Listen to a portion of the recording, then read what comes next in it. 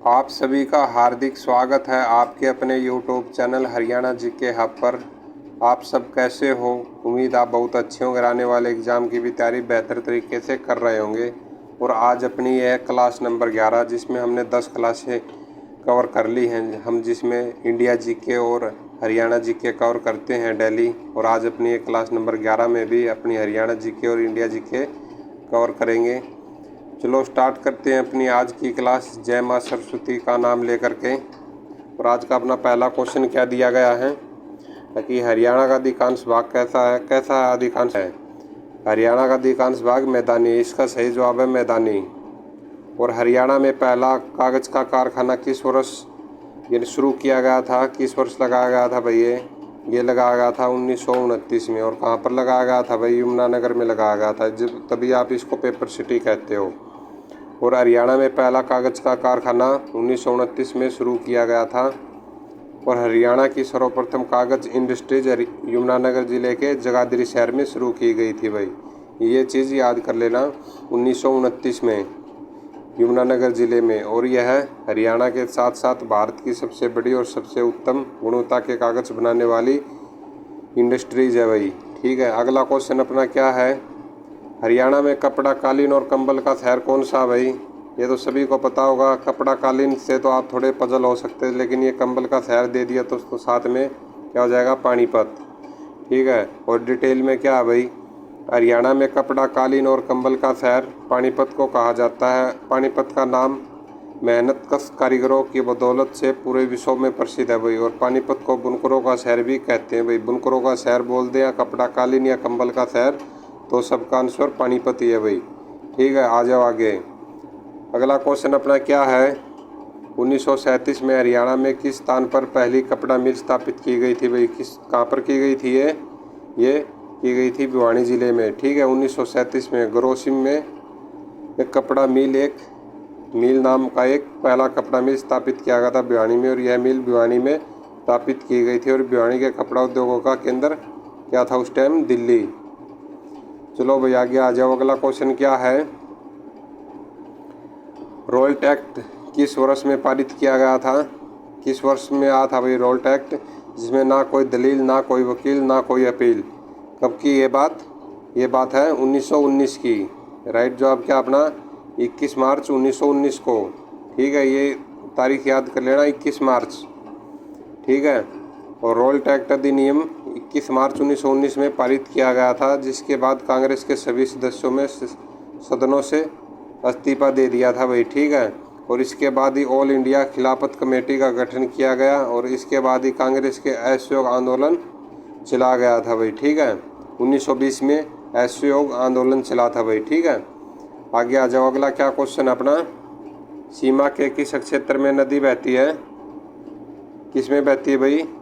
किस सीमा में? ये सही आना था, किस सीमा के क्षेत्र में यमुना नदी बहती है। ये कहाँ पर बहती है भाई? ये पूर्व में बहती है। ठीक है, यमुना नदी हरियाणा के जिला यमुनानगर में प्रवेश करती है भाई।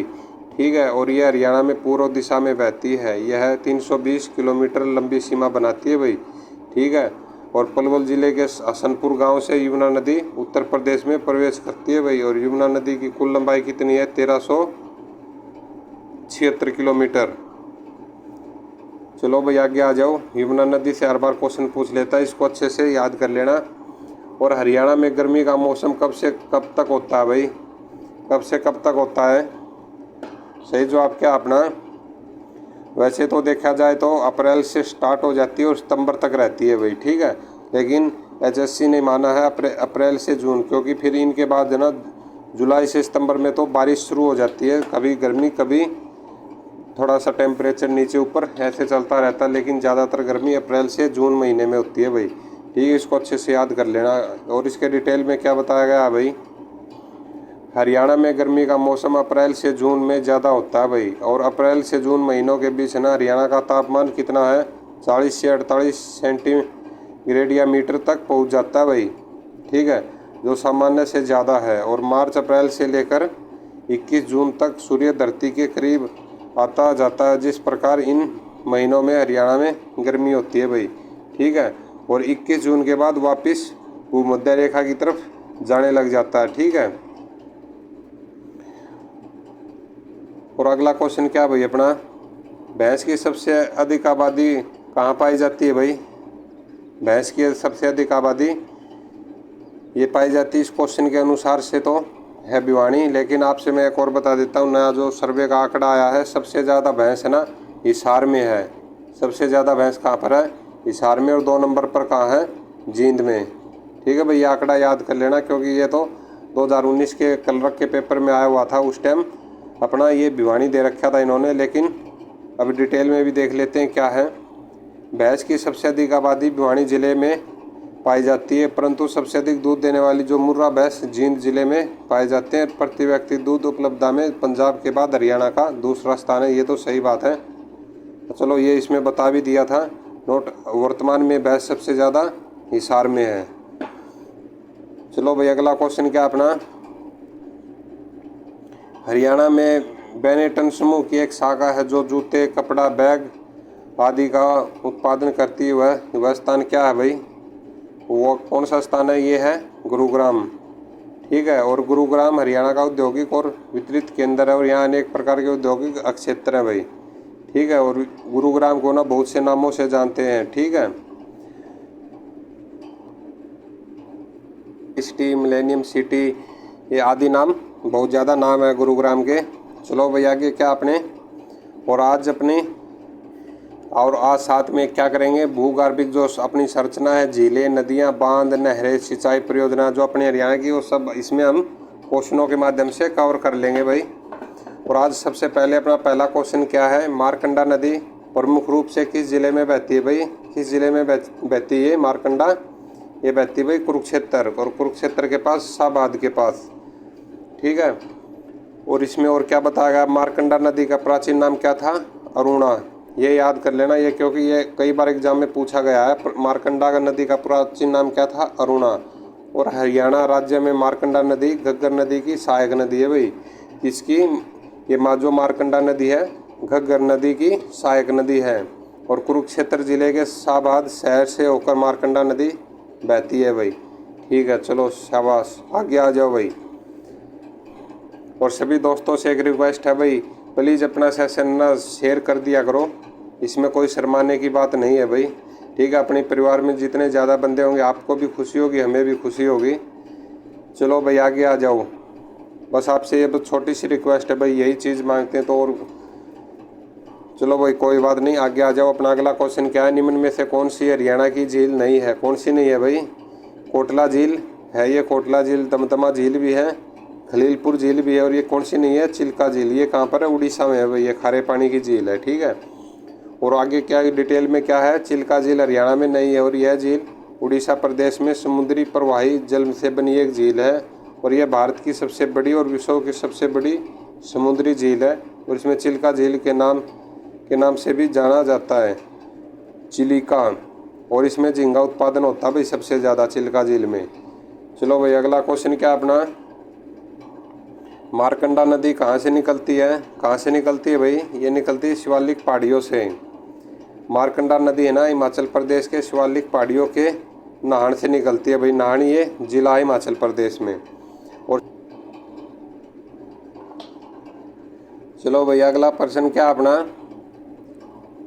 आखिर हरियाणा में कौन सी नदी शिवालिक पर्वत श्रृंखला से नहीं निकलती है? ये कौन सी नदी नहीं निकलती है भाई? ये निकलती है यमुना नदी। यमुना नदी शिवालिक श्रृंखला से नहीं निकलती है, और जिसमें सरस्वती निकलती है थी, घग्गर भी और मारकंडा भी।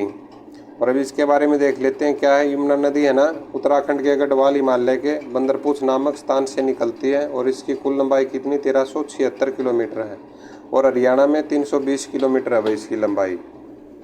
चलो भाई आ जाओ, अगला क्वेश्चन क्या अपना, निम्नलिखित में से कौन सी नदी हरियाणा और उत्तर प्रदेश के मध्य सीमा बनाती है भाई? ये तो सभी को पता ही होगा कौन सी बनाती है, ये बनाती है यमुना नदी। ठीक है, सरस्वती, घग्गर और साहिबी का तो कोई लेना देना नहीं, है तो महेंद्रगढ़ में चली गई। ठीक है, और उसमें डिटेल में क्या है, यमुना नदी है ना हरियाणा और उत्तर प्रदेश के बीच सीमा बनाती है, और यमुना नदी है ना हरियाणा के 6 जिलों से होकर बहती है, और गंगा की सबसे बड़ी सहायक नदी है भाई यमुना। ठीक है, जिसको दिल्ली में या इसके अन्य नाम कालिंदी या खुला नाला भी है। ठीक है, और अगला क्वेश्चन क्या अपना, सदा बहने वाली नदी कौन सी है? सदा बहने वाली नदी, या इसको सदा नीरा भी बोलते हैं, यमुना नदी को, ये यमुना नदी है। और इसके डिटेल में क्या बताया गया है, इसके यमुना नदी है ना जो सदा बहने वाली नदी है, और यमुना भारत की एक नदी है भाई, और यह गंगा नदी की सबसे बड़ी सहायक नदी है। ठीक है, यहाँ तक आपने ये देख लिया, सबसे सदा बहने वाली नदी है। ठीक है, 12 मासी है ये। और यमुना ना जो भारत की तो है ही है ये नदी, और सबसे बड़ी सहायक नदी है भाई ये, किसकी? गंगा नदी की, जो यमुनोत्री नामक जगह से निकलती है और प्रयागराज में गंगा से मिल जाती है भाई। ठीक है, और यह अपने अपने पूरे भारत की भी सबसे बड़ी नदी है भाई, और जिसकी लंबाई है ना 25 मीटर है भाई। ठीक है, और इसमें आगे क्या है, इसकी प्रमुख सहायक नदियों में चंबल, सेंगर, छोटी सिंधु, बेतवा और कैन उल्लेखनीय है। और यमुना के तटवर्ती नगरों में दिल्ली और आगरा के अतिरिक्त इटावा, कालपी, हमीरपुर और प्रयाग मुख्य है भाई। और प्रयाग में यमुना एक विशाल नदी के रूप में प्रस्तुत होती है भाई। कहाँ पर? प्रयाग में। ठीक है भाई, इन सब चीज़ों को अच्छे से याद करना, अपनी नोट्स बना लेना। और अगला क्वेश्चन अपना क्या है, चौटांग नदी का ऋग्वेद कालीन क्या नाम था भाई? ये भी बहुत बार पूछा गया है। ठीक है, क्या इसका? दशदती। और चौटांग नदी शिवालिक की पहाड़ियों से निकलती है तथा सरस्वती के समांतर बहती है भाई। किसके समांतर? सरस्वती नदी के। ठीक है, और यह घग्गर नदी की सहायक नदी है भाई, और इसे ऋग्वेद में दशदती के नाम से भी जाना जाता है। और हिसार जिले का सीसवाड़ शहर भी किस नदी के किनारे है? यह चौटांग दशदती नदी के किनारे स्थित है भाई। ठीक है, अगला क्वेश्चन क्या अपना आ जाओ। अगला क्वेश्चन क्या बोल रहा है भाई, और मारकंडा नदी की महत्वपूर्ण उपनदी कौन सी है? कौन सी है मारकंडा की? टांगरी। और इसके डिटेल में क्या है, टांगरी नदी हरियाणा की मुख्य नदियों में से एक है, और इसका उद्गम स्थल मोरनी की पहाड़ियाँ पंचकुला से है भाई। ठीक है, और अपना अगला क्वेश्चन क्या है, और अगला क्वेश्चन करने से पहले भाई सभी से रिक्वेस्ट है, अपना सेशन को ना प्लीज़ लाइक और शेयर ज़रूर कर दिया करो फ्रेंड्स, क्योंकि गुरु दीक्षिणा में ये चीज़ तो आप दे ही सकते हो। चलो भाई, अगला क्वेश्चन क्या अपना, निम्नलिखित में से कौन सी झील हरियाणा में स्थित है? कौन सी है? हमने पिछली बार वो चिल्का झील आ गई थी, लेकिन इसमें ये सभी दे दिया, और बाकी वही सेम है। ठीक है, ये दमदमा भी है, खलीलपुर भी है, कोटला भी है, और ये अपना सही जवाब ये सभी हैं। ठीक है भाई, डिटेल में क्या है, गुरुग्राम के समान अखंड में स्थित अरावली पहाड़ियों में दमदमा झील निकलती है, और 3000 किलोमीटर इसका क्षेत्रफल है। और 20 किलोमीटर वाली कोटला झील नू या मेवात में स्थित है, और खलीलपुर झील भी गुरुग्राम में स्थित है भाई।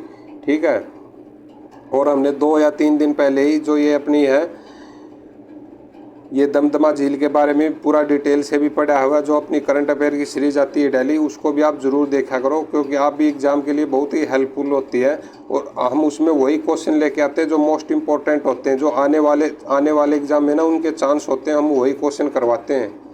ठीक है, नहीं तो करंट अफेयर तो चाहे कितनी बना लो, आप पूरा अखबार ही छाप के रख दो, उससे कोई फ़ायदा नहीं। हम वही क्वेश्चन लेके आते हैं जो इंपॉर्टेंट होते हैं भाई। अपनी करंट अफेयर की सीरीज भी पक्का देखा करो, जो आने वाले एग्जाम में आपको बहुत ही ज़्यादा बेनिफिट होगा। और अगला क्वेश्चन क्या अपना, यमुना नदी के साथ हरियाणा के निम्नलिखित में से किस जिले की सीमा नहीं लगती है? किस जिले की सीमा नहीं लगती है भाई यमुना नदी के? पानीपत की भी लगती है, सोनीपत की भी, और यमुनानगर की, तीनों जिलों की लगती है, लेकिन लगती नहीं है रोहतक की वैसे भी किसी अन्य राज्य या केंद्र शासित प्रदेश से सीमा नहीं लगती। और साथ में इसका एक दादरी है। दादरी की स्थापना कब हुई थी? 1 दिसंबर 2016 में। और कौन सा जिला आया था? 22वां। ये सब चीज़ें याद रखना फ्रेंड्स। यमुना नदी हरियाणा में ताजेवाला यमुनानगर में प्रवेश करती है, और हरियाणा के पूर्वी जिलों के साथ सीमा बनाती है भाई। और ठीक है, और ये हरियाणा कौन कौन से ज़िलों के साथ सीमा बनाती है? ये 6 जिलों के साथ सीमा बनाती है भाई। यमुनानगर, दूसरे नंबर पर है करनाल, तीसरे पर है पानीपत, चौथे पर है सोनीपत, और 5वें पर है फरीदाबाद, और 6ठे पर है पलवल भाई। ठीक है, आज अगला क्वेश्चन क्या बोल रहा है भाई, निम्न सभी नदियाँ हरियाणा की शिवालिक पहाड़ियों से निकलती है, सिवाय किसके भाई? शिवालिक पहाड़ियों से और सब निकलती है, कौन नहीं निकलती है? ये निकलती है यमुना नदी नहीं निकलती है। ठीक है, और इसमें डिटेल में क्या दिया गया भाई, ये अच्छे से देख लेना और अपनी कॉपी के अंदर लिख लेना भाई। ठीक है, घग्गर नदी कहाँ से निकलती है? डागसाई। ठीक है, हिमाचल प्रदेश से। और मारकंडा कहाँ से निकलती है नदी? ये नाहन, ये भी हिमाचल प्रदेश से। और शिवालिक पहाड़ियाँ, ठीक है, टांगरी नदी मोरनी की पहाड़ियाँ से, ठीक है भाई, ये कहाँ पर है, पंचकुला में। और यमुना नदी हेमोंतरी हिमनद से निकलती है और हरियाणा के जिला यमुनानगर के ताजेवाला में प्रवेश करती है भाई। क्योंकि इसमें है ना, इसी में बहुत सारी नदियाँ बता दिया और इसमें डिटेल भी बता दी है कि कहाँ से निकलती क्या कुछ है, ठीक है। इसमें से क्वेश्चन पक्का आ जाएगा, नदियों से हर बार क्वेश्चन आता है भाई, इसलिए अपना ध्यान 2 सेकंड भी इधर उधर मत होने देना और वीडियो को लास्ट तक अपनी घोल के पी जाना भाई, ठीक है। और अपना अगला क्वेश्चन क्या है, देखो, अगर नौकरी लगेगी तो है ना तपस्या करनी पड़ेगी भाई, ठीक है, ऐसी नौकरी नहीं मिलती। और अगला क्वेश्चन क्या है, निम्नलिखित में से कौन सी नदी हरियाणा और उत्तर प्रदेश की सीमा बनाती है? कौन सी बनाती है भाई? अभी जब से हमने ये सीरीज की स्टार्ट की है नदी वाली, क्योंकि यमुना बार बार ही आ रहा है। सबसे पहले तो आपने यमुना नदी को ही देखना है, क्योंकि ये उत्तर प्रदेश और हरियाणा की सीमा बनाती है भाई, कौन सी यमुना नदी, ठीक है। और भाई अच्छे से पढ़ लिया करो, ठीक है, पढ़ने से ही नौकरी मिलेगी। और कहीं कोई दोस्त ऐसा सोच रहा हो, बीजेपी के राज में ऐसा है ही नहीं है कि हम पैसे दे देंगे या इधर उधर सेटिंग करके हम लग जाएंगे भाई नौकरी। और ऐसे नौकरी लगने से कोई फ़ायदा भी नहीं है, ठीक है। घर वालों नहीं पता तुम कितने पढ़े लिखे हो, उस हिसाब से अब अगर आप खुद पढ़ के लगोगे ना तो उसमें आपको नौकरी करने में मज़ा ही कुछ अलग आएगा, ठीक है। चलो भाई आगे आ जाओ। हाँ सॉरी, इसकी डिटेल क्या है, यमुना नदी हरियाणा और उत्तर प्रदेश के मध्य लगभग 320 किलोमीटर लंबी सीमा बनाती है भाई। और यह नदी दक्षिण की ओर बढ़ती हुई यमुनानगर, करनाल, पानीपत, सोनीपत से फरीदाबाद जिलों से होकर गुजरती है भाई। और यमुना नदी है ना हरियाणा और उत्तर प्रदेश के मध्य सीमा बनाती है। और यमुना नदी एक सदानीरा नदी है भाई, ठीक है, इसका नाम है यमुना को एक सदानीरा नाम भी दे रखा है। और यह गंगा की सबसे बड़ी सहायक नदी है भाई, कौन, यमुना नदी। चलो भाई अगला क्वेश्चन क्या है, सोनानगर किस कारण से प्रसिद्ध है भाई? किस कारण से? गर्म पानी के कुंड के लिए, क्योंकि इसमें बोलते हैं नहाने से चर्म रोग ठीक हो जाते हैं। और हरियाणा का सोनानगर गर्म पानी के कुंड से के लिए प्रसिद्ध है। और यह हरियाणा के गुरुग्राम जिले में स्थित है। और यह हरियाणा का खूबसूरत प्राचीन शहर है, इसको शिव कुंड भी कहा जाता है भाई, ठीक है। ये गर्म पानी के कुंड को शिव कुंड भी, ठीक है। अगर आपके सामने अगर आगे गर्म पानी का कुंड ना आए तो शिव कुंड आ जाए तो शिव कुंड लगा देना है, ठीक है, घबराना नहीं है। अपना अगला क्वेश्चन क्या है भाई, अरावली का गोल्फ मैदान किस जिले में है? किस जिले में है भाई? ये फरीदाबाद में, ठीक है। और 1966 में अरावली गोल्फ कोर्स की स्थापना की गई थी भाई, ठीक है। और दिल्ली से 30 किलोमीटर दूर स्थित है फरीदाबाद का पहला गोल्फ मैदान है। और मैदानी बाग का डिज़ाइन किसने तैयार किया था? अमेरिका का था एक आदमी, उसी ने तैयार किया था।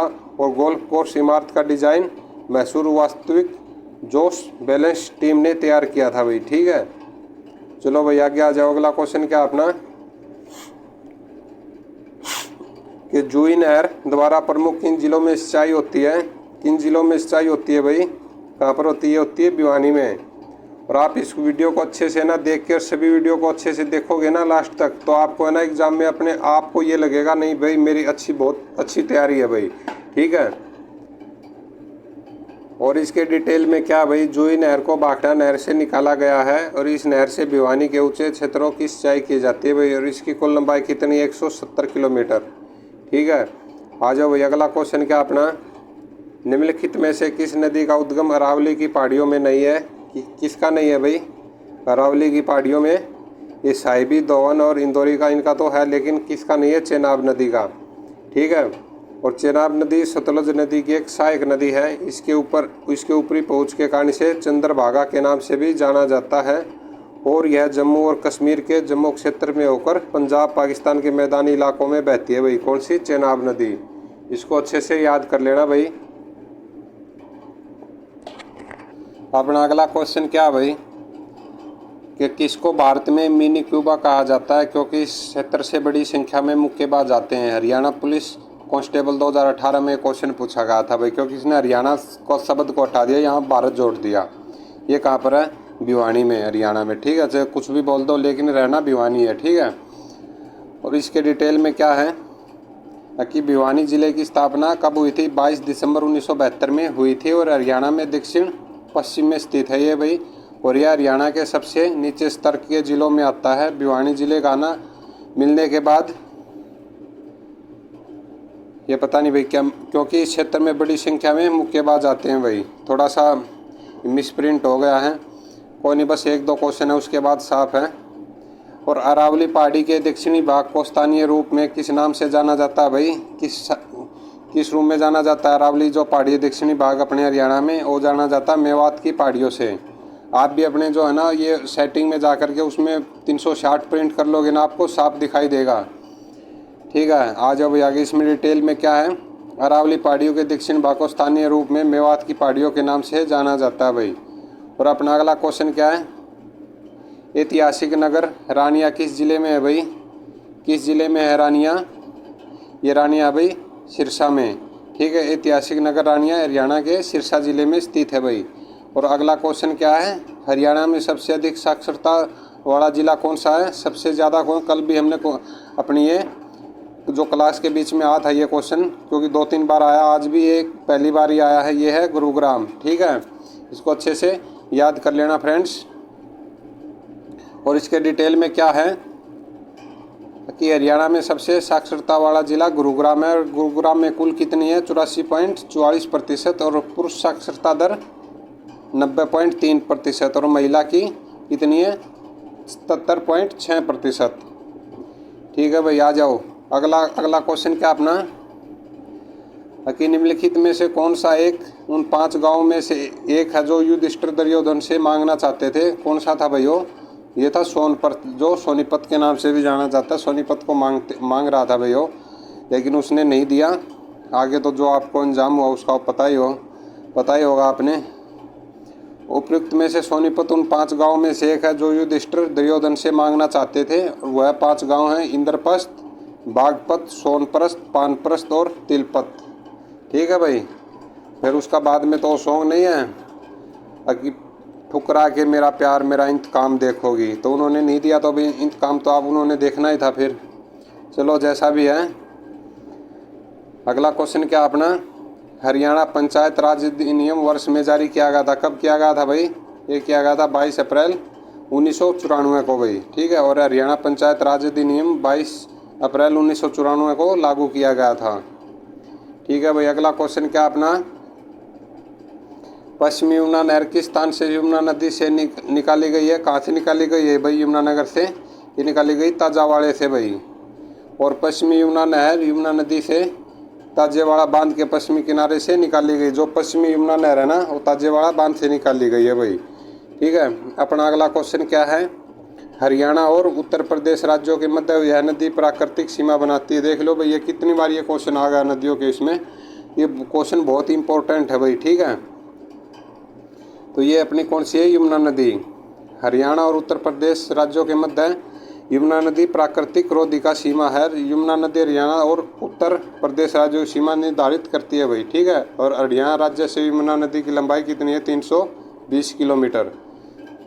ठीक है भाई, इनको अच्छे से याद कर लेना। और अपना अगला क्वेश्चन क्या है? निम्नलिखित में से हरियाणा की कौन सी नदी लखवार व्यासी बांध बनाया गया? इस पर लखवार व्यासी बांध बनाया गया कौन सी नदी पर? यह है यमुना नदी।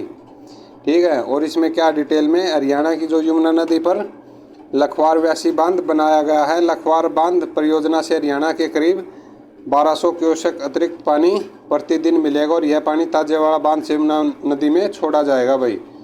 ठीक है जी, चलो आगे आ जाओ। और अगला क्वेश्चन क्या अपना? कि जूही नहर द्वारा प्रमुखतः हरियाणा के किस जिले में सिंचाई होती है? जूही नहर से किस में होती है भाई? ये होती है भिवानी में। और इसमें क्या है डिटेल में? जूही नहर परियोजना एक उथाक सिंचाई योजना लिफ्ट नहर योजना है जो भिवानी जिले के ऊंचे क्षेत्रों को सिंचाई की सुविधा प्रदान करने के लिए बनाई गई है और ये 170 किलोमीटर लंबी है भाई। ठीक है, इसको अच्छे से अपने कॉपी के अंदर लिख लेना भाई, क्योंकि नदियों में से ना हर बार 1 क्वेश्चन 2 क्वेश्चन जरूर पूछा जाता है।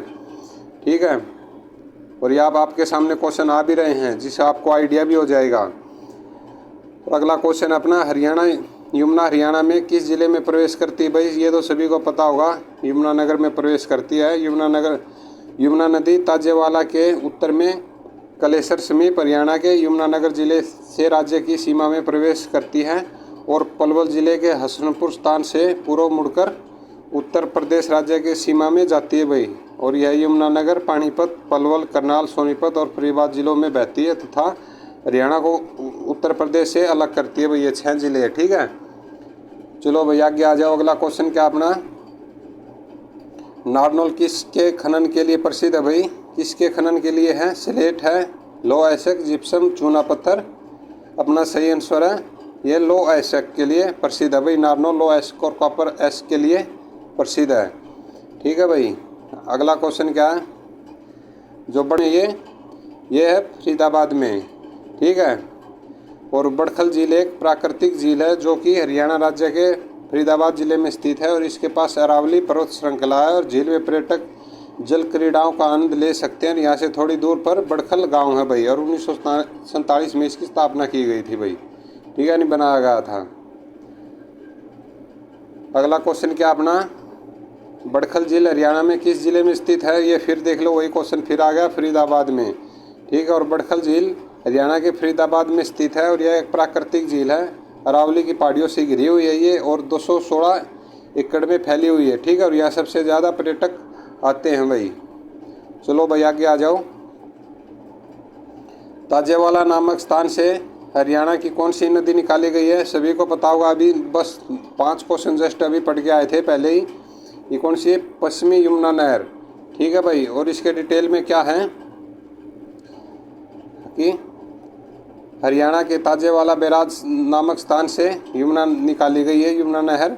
यह नहर हरियाणा की सबसे पुरानी नहर है जो 1879 ईस्वी में यमुना नदी के पश्चिमी किनारे से ताजेवाड़ा से निकाली गई थी भाई, ठीक है। और ये आपको पहले ये ज़िले मैंने आपको बता दिए, ये 6 ज़िले इनके साथ साथ होकर और ये कुछ राज्यों में भी सिंचाई की काम करती है भाई, ठीक है। आ जाओ भाई। अगला क्वेश्चन क्या अपना, ये प्रिंटर में देखना पड़ेगा भाई, ये क्या पहले 2-3 क्वेश्चन ऐसे ही मिसप्रिंट से हो जाते हैं, उसके बाद सही साफ आते हैं। चलो कल देखेंगे, आज तो अभी देख लेते हैं। मैं आपको बस बोल रहा हूँ, सुनते जाना है। जो सिकंदर और पोर्स की सेनाओं ने किस नदी के तट पर युद्ध किया था? कौन सी नदी थी? ये नदी थी झेलम, ठीक है। और ये कितने ईसा पूर्व हुआ था? पहले 326 ईसा पूर्व हुआ था भाई, ठीक है। और झेलम नदी के तट पर यह युद्ध हुआ था जिसमें राजा पोर्स की हार हुई थी। इस युद्ध को हाइडन स्पीच का युद्ध भी कहा जाता है भाई, ठीक है। आगे आ जाओ। अगला क्वेश्चन क्या है, महाजनपद काल में किस साम्राज्य द्वारा पहली बार युद्ध में हाथी का प्रयोग किया गया? किस युद्ध में ये किया गया? मगध के युद्ध में। वो यूनानी लेखक ये कौन था? प्लूटोटार्क के अनुसार मौर्य सम्राट चंद्रगुप्त मौर्य की सेना ने युद्ध में पहली बार हाथियों का प्रयोग किया था भाई, ठीक है। इसको अच्छे से याद कर लेना। और अगला क्वेश्चन क्या है, किस शासक के पुत्र अजातशत्रु ने अपने पिता की हत्या करके राजगद्दी पर बैठने के लिए उनकी हत्या कर दी थी अपने पिता की? ये कौन था? ये था बिंबिसार, ठीक है। और मगध के अर्यक वंश के शासक और संस्थापक बिंबिसार की हत्या उसके पुत्र किसने की थी? अजातशत्रु के द्वारा की गई थी भाई। और अजातशत्रु के इतिहास को पितरहंसा या पितरहंसा का क्या मतलब होता भाई? पिता की हत्या करने वाला के रूप में की गई है भाई, ठीक है। और अजातशत्रु की हत्या उसके पुत्र किसने की थी? उदयन ने की थी, क्योंकि इनका वंश ऐसा था, उसने अपने बाप को मार दिया, उसने अपने बाप को मार दिया। अब भाई जैसा बाप होगा वैसा ही बेटा बनेगा भाई। चलो जैसा भी है, क्योंकि ये फ्रेंड्स आप अच्छे काम करो और किसी के हाथ पकड़ो तो अच्छे काम के लिए हाथ पकड़ो, ठीक है। चलो भाई आगे आ जाओ। हाँ अब साफ हो गया भाई, ठीक। और महाजनपद काल में किस शासक को उग्रसेन कहा जाता था? किस शासक को कहा जाता था भाई? ये महापद्मनंद को, ठीक है। महापद्मनंद वंश का संस्थापक और प्रथम शासक था भाई, ठीक है। कौन से नंद वंश का? महापद्मनंद, ठीक है। और बौद्ध ग्रंथ महाबोधि वंश में उसे उग्रसेन कहा गया भाई। कौन से बौद्ध ग्रंथ में? महाबोधि वंश में, ठीक है। और पुराणों में महापद्मनंद को सर्वस्तात्रम कहा गया है और पुराणों में खारवेल की हाथी गुफा पिलेग में उसका कलिंग विजय का उल्लेख है भाई, ठीक है। आ जाओ आगे। अगला क्वेश्चन क्या अपना, अपने इंडिया के चल पड़े हैं भाई, ठीक है। कहीं आप भी सो ही ना गए हो, इसलिए मैं आपको जगा रहा हूँ। अभी ये इंडिया के क्वेश्चन चल पड़े हैं अपने सीरीज के। और शिशुनाग ने अपनी दूसरी राजधानी कहाँ बनाई थी? कहाँ बनाई थी ये? वैशाली में। और शिशुनाग ने वैशाली को अपनी राजधानी बनाया था। और शिशुनाग नागवंश का प्रथम शासक था। कौन था? शिशुनाग। उसने हर्यक वंश के अंतिम शासक नागदशक की हत्या कर नागवंश की स्थापना की थी, ठीक है। और शिशुनाग ने अवंती कौशल महाजनपदों को मगध में मिला लिया था भाई, ठीक है। ये सब क्वेश्चन अच्छे से याद करना भाई, ठीक है। और अपना अगला क्वेश्चन क्या है, वो कौन सा पहला भारतीय राजा था जिसने अपने शक्तिशाली बनाने के लिए वैवाहिक गठजोड़ की शुरुआत की थी? कौन था ये था बिंबिसार। और इसके डिटेल में क्या है, बिंबिसार ने मगध के यश और सम्मान को वैवाहिक संधियों और विजयों के माध्यम से काफ़ी बढ़ाया है। और इसकी एक रानी कौशल के राजा प्रसेनजीत की बहन थी और दूसरी रानी चेलना थी जो कि वैशाली के राजा चेतन की पुत्री थी। और इसके अतिरिक्त बिंबिसार की 2 और रानियों का जिक्र भी मिलता है भाई। और पुराणों के अनुसार बिंबिसार को श्रेणिक कहा गया है, ठीक है भाई। आगे आ जाओ। अगला क्वेश्चन क्या अपना, अगला क्वेश्चन है कि भारतीय इतिहास में नियमित और स्थायी सेना रखने वाला पहला ज्ञात शासक कौन सा था? ये था बिंबिसार, ठीक है भाई। आगे आ जाओ। इसके डिटेल में क्या है कि भारतीय इतिहास में बिंबिसार प्रथम शासक था जिसने स्थायी सेना रखी थी। और पुराणों में बिंदुसार को श्रेणिक कहा गया है। और उसने राज्य विस्तार के लिए वैवाहिक गठजोड़ों को भी महत्व दिया है। और उसने वैशाली और कौशल प्रदेश के साथ वैवाहिक गठजोड़ स्थापित किए थे भाई, ठीक है। एक तो था ये बिंदुसार और दूसरा कौन सा था, ये जो आपको यहाँ देख रहे हैं ना, बिंदुसार नहीं बिंबिसार, ठीक है। इसको अच्छे से क्रैक कर लेना। एक कौन था, वो रंगीला करके था ना। तो अगला क्वेश्चन क्या अपना, बिंदुसार के समय अशोक कहाँ का राज्यपाल था? कहाँ का था ये था अवंती का। और इसके डिटेल में क्या है, बिंदुसार के समय में अशोक अवंती जिसका नाम उज्जैन अभी का वहाँ का राज्यपाल था ये। और अशोक ने तक्षशिला में हुए विद्रोह को भी शांतिपूर्वक दबाने में सफलता प्राप्त की थी।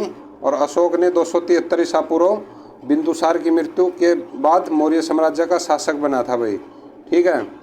चलो भाई आगे आ जाओ। अगला क्वेश्चन क्या है, अशोक का पहला और अंतिम युद्ध कौन सा था? ये 13वें शिलालेख में है। कौन सा? कलिंग का युद्ध, ठीक है।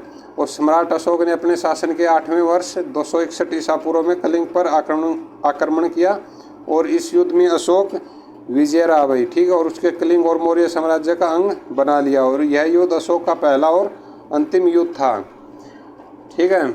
इसमें आपको सभी को पता ही होगा, ये उस जैन या बौद्ध उससे मिला था। तो उसके बाद फिर ये बस इसके विचारधारा बदल गए कि आप की धरती पे ही इसलिए आए हो क्या, जो नरसंहार हो रहा है, इतना खून बह गया, ये यानी कि इसका मन फिर पलट गया। इन्होंने फिर अपने बौद्ध धर्म को अपना लिया था भाई। अगला क्वेश्चन क्या अपना, चंद्रगुप्त मौर्य को राजकार्य की शिक्षा किसने दी थी? चंद्रगुप्त मौर्य ने ये दी थी विष्णुगुप्त ने। जो विष्णुगुप्त ये कौन था? ये चाणक्य ही था भाई, ठीक है। वो आगे देखते हैं। चंद्रगुप्त मौर्य साम्राज्य का प्रथम शासक था और वह 322 ईसा पूर्व मगध का शासक बना था। उसके राज कार्य की शिक्षा विष्णुगुप्त चाणक्य ने दी थी। और विष्णुगुप्त को कौटिल्य भी कहा जाता है, ठीक है। इसके 3 नाम है, चाणक्य, विष्णुगुप्त और कौटिल्य। और वे तक्षशिला विश्वविद्यालय के आचार्य थे भाई, ठीक है। चलो भाई आगे आ जाओ। अगला क्वेश्चन क्या अपना, भारत पर पहला आक्रमण किसने किया था भाई? किसने किया था? ये था पर्शिया का हखामनी आक्रमण, ठीक है। और ये क्या भाई, इसकी डिटेल देख लेते हैं। भारत पर पहला आक्रमण पर्शिया का हखामनी आक्रमण था। दूसरा मैसेडोनिया का आक्रमण था। भारत पर पर्शिया का प्रथम आक्रमण साइरस ने किया था।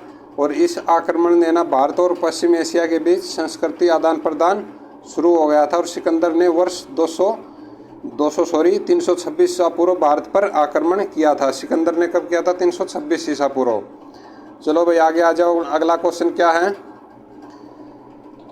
और मगध की राजधानी राजगृह को और किस नाम से जाना जाता था भाई? किस नाम से जाना जाता था इसको? ये जाना जाता था गिरिवर्ज के नाम से, ठीक है। और आराम से आप अच्छे से पढ़ाई तो कर रहे हो ना, आराम से अपनी नोटबुक साथ में लेकर अच्छे से अपने नोट्स तैयार करना भाई, ठीक है। और आपसे एक गुरु दक्षिणा के रूप में बस एक लाइक और शेयर मांग ही रहे भाई, लाइक और शेयर जरूर कर देना, ठीक है। आ जाओ। इसे डिटेल में क्या भाई, बस आपसे यही रिक्वेस्ट है भाई। अगला को ये इसमें क्या डिटेल में, राजगृह मगध की राजधानी थी, ठीक है, और इसे गिरिवर्ज के नाम से भी जाना जाता था। और महाजनपद काल में मगध सबसे अधिक शक्तिशाली विस्तार करने वाला तथा और धीरे संपूर्ण भारत को अपने आधिपत्य में लेने वाला महाजनपद था भाई। ठीक है, और मगध पर शासन करने वाला शासकीय वंश कौन सा था? हर्यक वंश था, जिसके बाद शिशुनाग वंश और नंद वंश ने शासन किया। ठीक है भाई, ये अच्छे से सीक्वेंस से अच्छे से याद कर लेना। अगला क्वेश्चन क्या अपना, हर्यक वंश के शासक को कुणिक कहा जाता था। किसको कहा जाता था? ये कहा जाता था भाई अजातशत्रु को।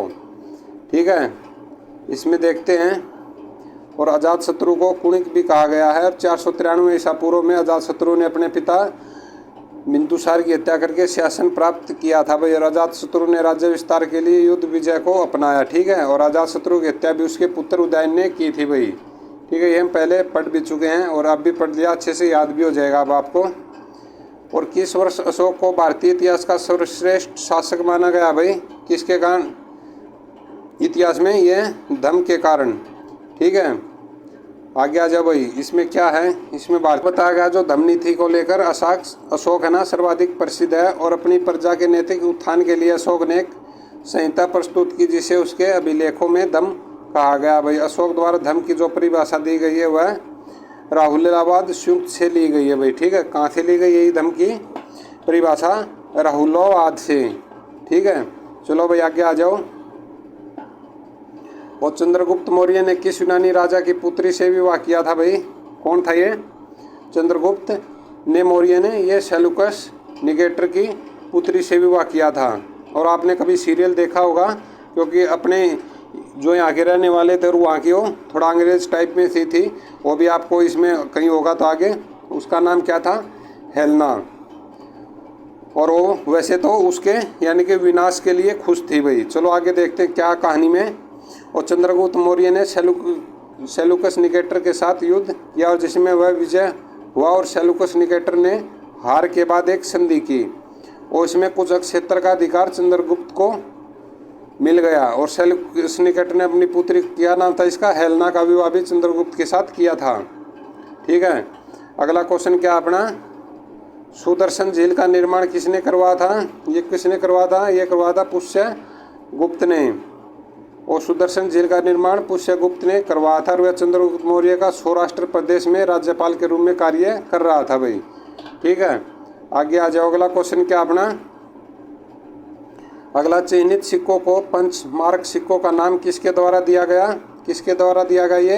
ये जेम्स प्रिंसेप के द्वारा दिया गया भाई। ठीक है, और पंचमार्क सिक्के भारत के प्राचीनतम सिक्के हैं, और इन्हें चिन्हित सिक्कों भी कहा जाता है भाई। ठीक है, इन सिक्कों का लगभग समय कितना? 6000 ईस्वी पूर्व माना जाता है भाई। ठीक है, पंचमार्क सिक्के को चिन्हित सिक्के भी कहा जाता है। ये क्वेश्चन भी आने वाले एग्जाम में पूछा जा सकता है भाई, क्योंकि एग्जामिनर का कोई भरोसा नहीं कहाँ से क्या पूछ ले। ठीक है, इन्हें पंचमार्क नाम वर्ष 1835 में जेम्स प्रिंसेप ने दिया था।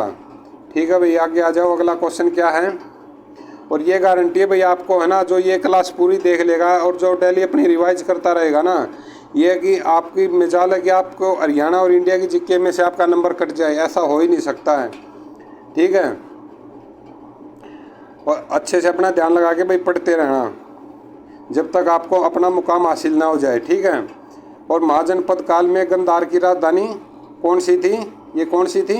ये थी तक्षशिला। ठीक है, आगे आ जाओ भाई। और महाजनपद काल में गांधार की राजधानी तक्षशिला थी, और तक्षशिला शिक्षा के क्षेत्र में एक विश्व प्रसिद्ध स्थल था। और वर्तमान में गांधार आधुनिक अफगानिस्तान का पूर्वी भाग है भाई। ठीक है, चलो कोई बात नहीं भैया, आगे आ जाओ। अगला क्वेश्चन क्या बोल रहा है, महाजनपद काल से वाराणसी क्यों प्रसिद्ध था? इसलिए था प्रसिद्ध भाई वाराणसी, ये था शिल्प और व्यापार के कारण। शिल्प, व्यापार और समृद्धि के लिए काशी की राजधानी वाराणसी प्रसिद्ध थी, जिसे बनारस भी कहा जाता था। और तक्षशिला शिक्षा के लिए विश्व प्रसिद्ध था भाई। और तक्षशिला और गांधार की राजधानी थी। तक्षशिला कहाँ की राजधानी थी? ये थी गांधार की राजधानी भाई। ठीक है, चलो भाई आगे आ जाओ। अगला क्वेश्चन क्या है, धम्म में अनुशासन के लिए अशोक ने अपने राज्यारोपण के 13 वर्ष में किन की नियुक्ति की थी? क्योंकि मैं आपको एक बात बताना चाहता हूँ भाई, जो अगर है ना डेली रूटीन जिसको पढ़ने का चस्का लग गया ना, उसको पूरा दिन कुछ भी कर ले उसको मज़ा ही नहीं आएगा जब तक वो पढ़ नहीं लेगा, ठीक है। और ये जो ऐसे ही बच्चे होते ना, एक बार 5 मिनट इसमें देखी, इसमें तो कुछ नहीं चल रहा क्लास में, 5 मिनट वहाँ पर गए उसमें भी कुछ नहीं भाई, वो बस बंद करके फिर इंस्टाग्राम शुरू कर लेते, फिर देखते हैं डांस, ठीक है। और उनको फिर वहाँ भी पेपर में भी डांस ही मिलेगा, ठीक है। इसलिए मैं अभी बोल रहा हूँ 6 महीने ना, कम से कम 6 महीने अपनी पढ़ाई को कंटिन्यू रखो, उसके बाद अपना चेहरा देखना भाई और अपना दिमाग देखना कितना शार्प माइंड हो जाएगा, ठीक है। फिर किसी की हेल्प की ज़रूरत नहीं रहेगी, ठीक है। अभी आधे बच्चे सोच रहे होंगे नहीं सेटिंग हो जाएगी, ऐसा कुछ नहीं है भाई। चलो भाई कोई बात नहीं, अपने आराम से ध्यान लगा के पढ़ाई करते रहो। और इसका सही आंसर क्या है, ये धर्म महामात्य की, ठीक है। ये 13 साल की वर्ष में नियुक्ति की थी धर्म महामात्य की, ठीक है। इसमें डिटेल में क्या है, धम्म अनुशासन के लिए अशोक ने अपने कार्यकाल में धर्म महामात्यों की नियुक्ति की और महात्म धम्म के अनुशासन संहिता को राज्य के विभिन्न हिस्सों में जानने के लिए पहुँचाते थे भाई, ठीक है। चलो कोई बात नहीं, आगे आ जाओ। अगला क्वेश्चन क्या अपना, अशोक के शिलालेखों में यूनानी और आरमाइक लिपि का प्रयोग किन अभिलेखों में किया गया भाई, किसमें किया गया, ये कंधार के अभिलेख सोपारा में, ठीक है। और इसमें क्या बताया गया है कि अशोक के अभिलेखों में 4 भाषाएं प्राकृत, ईरानी, आरमाइक और पाली भाषाओं का उपयोग हुआ है भाई। और माने से हारा शाहबाद, ये शाहबाद अपना कुरुक्षेत्र वाला नहीं है, ये पाकिस्तान वाला है, से प्राप्त अभिलेखों में खरोष्टी लिपि का उपयोग है भाई। और कंधार अभिलेख में यूनानी और आरमाइक लिपि का उपयोग हुआ है, और जबकि अन्य अभिलेखों में किसका ब्राह्मण लिपि का उपयोग हुआ है भाई, ठीक है। चलो भाई आज अगला क्वेश्चन क्या अपना, अशोक का प्रथम अभिलेख किसने खोजा था भाई, किसने खोजा था, ये खोजा था टिफिन थेलर ने, ठीक है। और ये कब, सन 1750 में दिल्ली में खोजा गया था और इसकी खोज ये टिफिन थेलर ने की थी। और जेम्स प्रिसेप द्वारा अशोक के अभिलेखों को पढ़ा गया था भाई, सबसे पहले कब पढ़ा था, जेम्स प्रिसेप ने, ठीक है। और अगला क्वेश्चन क्या अपना, अशोक की कलिंग विजय का वर्णन किस अभिलेख में है भाई, ये मैंने पहले ही बताया था, वीडियो स्टार्ट हुई थी 5, 7, 10 क्वेश्चन हुए थे तभी ये क्वेश्चन आया था कि ये कौन सा था, 13वां अभिलेख में, ठीक है। और इसके डिटेल में क्या है, अशोक की कलिंग विजय का वर्णन 13वें अभिलेख से है। और 11वें अभिलेख में अशोक ने धम्म का उल्लेख किया, 11वें में धम्म का उल्लेख किया भाई।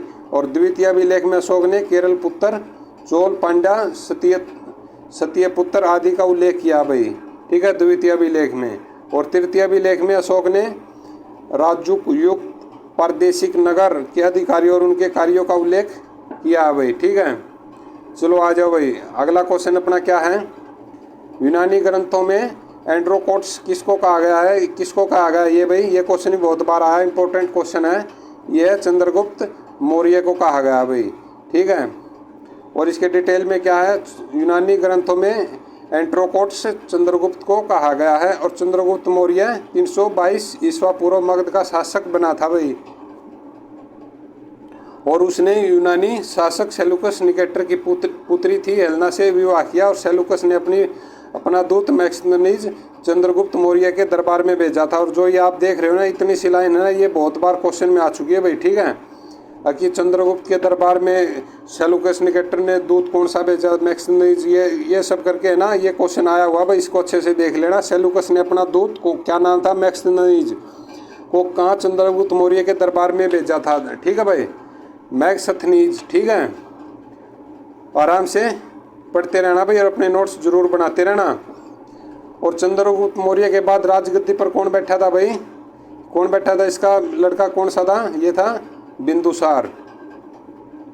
और इसके डिटेल में क्या है, चंद्रगुप्त मौर्य के बाद उसका पुत्र बिंदुसार मगध का शासक बना था। और उसने अपनी अमित्रघात की उपाधि दी गई थी।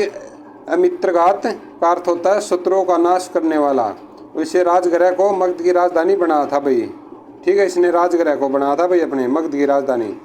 चलो भाई अगला क्वेश्चन क्या है, अजातशत्रु किसका पुत्र था भाई, अजातशत्रु किसका था, ये था बिंबिसार का, ठीक है। कई बार है ना, एग्जामिनर भी बहुत मजे लेने के लिए इसमें बिंदुसार भी डाल देगा और बिंबिसार भी डाल देगा, ठीक है, इसमें आपने पजल नहीं होना है, ठीक है। अजातशत्रु बिंबिसार का पुत्र था। वह मगध का एक प्रतापी सम्राट जिसने अपने पिता को मारकर राज्य या राजा बना था भाई। और उसने अंग लक्ष्मी वज्जी कौशल और काशी जनपदों को अपने राज्य में मिलाकर एक विस्तृत साम्राज्य की स्थापना की थी भाई।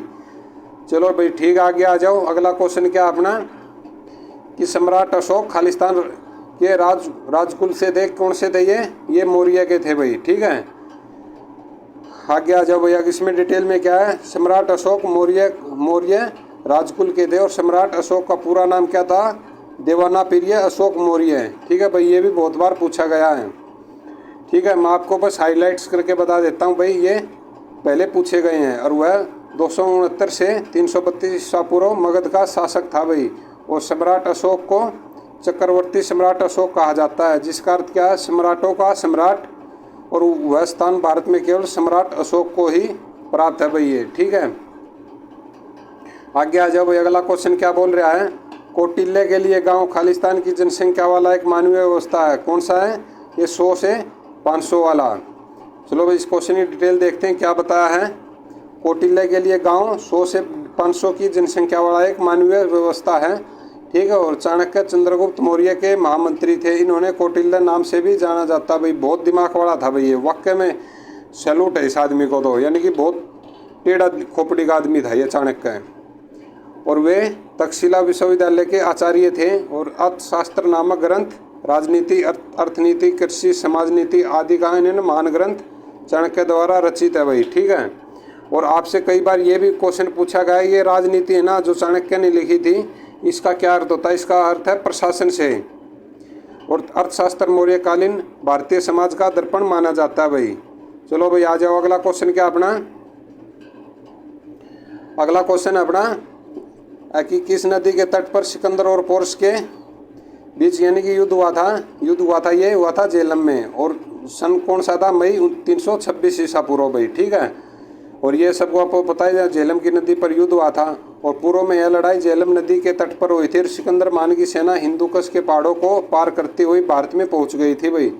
ठीक है, और सिकंदर मान ने तक्षशिला के राजा के साथ एक के सहायक संधि की और उसको अपनी तरफ मिलाकर पोरस के खिलाफ अभियान चलाया था भाई। ठीक है,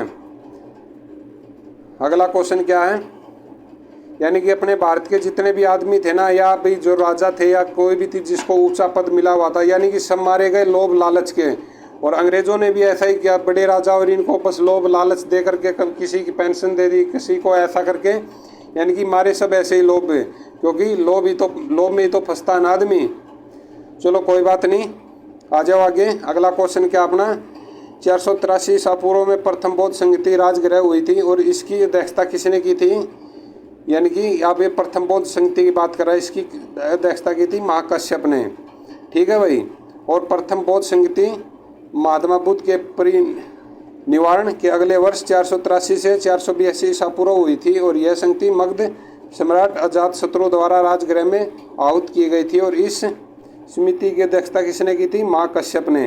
ठीक है, और वन लाइनर में लेके आते तो डायरेक्ट ये क्वेश्चन मिल गया, ये मिलता फिर। चलो भाई अगला क्वेश्चन, इसमें डिटेल में ना भाई इसको अपने अच्छे से तैयारी करते रहना। अगला क्वेश्चन क्या है, चलो भाई आज की अपनी सीरीज तो हो गई है ख़त्म, और आपको बताना कि अपनी सीरीज ये कैसी लगी है। ठीक है, और आपको सीरीज अच्छी लगी हो ना तो फ्रेंड्स आपसे एक ही रिक्वेस्ट है, अपने सेशन को ना शेयर और लाइक ज़रूर कर दिया करो। और अपने दोस्तों को भी ज़रूर बताना, जब आप लाइब्रेरी या कोचिंग सेंटर पे जाते हो ना, अपने फ्रेंड्स को भी ज़रूर बताया करो कि अपने हरियाणा और इंडिया की बहुत ही अच्छी गोल्ड सीरीज चली हुई है। ठीक है, और अपना फीडबैक ज़रूर बताना। तब तक अपना स्वास्थ्य का भाई ध्यान रखना। जय हिंद, जय भारत।